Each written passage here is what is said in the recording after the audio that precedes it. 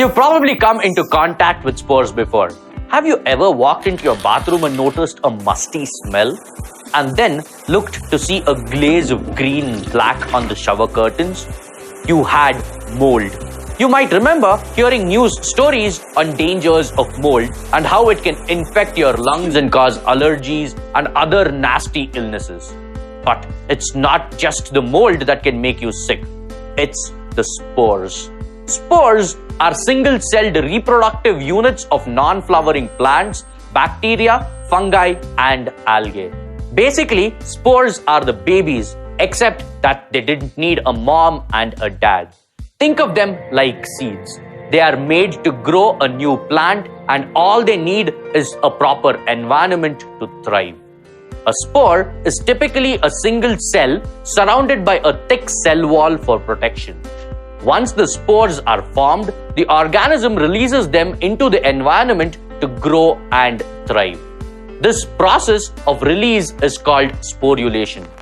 Spores are often formed through a process called sporogenesis, which just means the production of spores, and is accomplished through mitosis. Once a spore is produced, it needs to get out into the world where it can grow and thrive.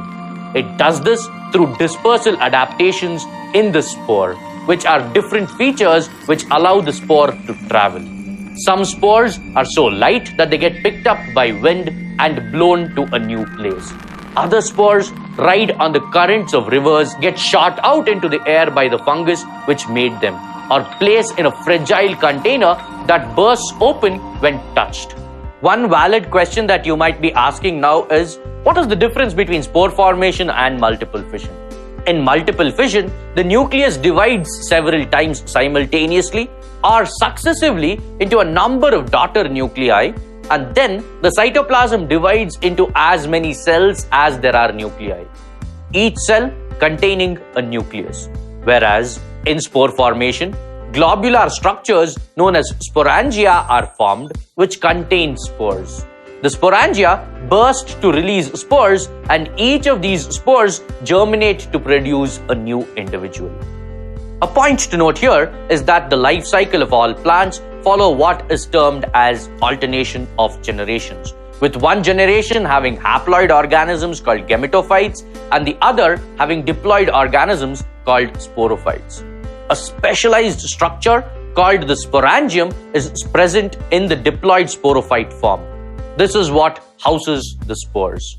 The spores themselves are usually haploid, that is, they have only a single set of genes and unicellular and are produced by meiosis.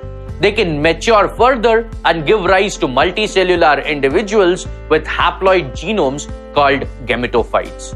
These gametophytes then produce gametes through mitosis, and these gametes fuse together through fertilization to form a zygote that grows into a diploid sporophyte. This means that the haploid spores may have to move together to fuse or fertilize.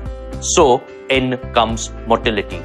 Some algae and fungi produce spores that are motile with the help of one or more flagella. These specialized spores are called zoospores.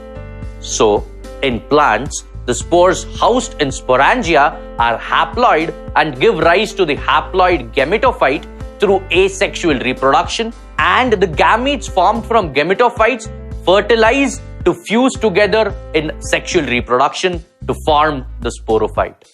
Well, we will talk about how sexual reproduction occurs in angiosperms or flowering plants in the very next topic.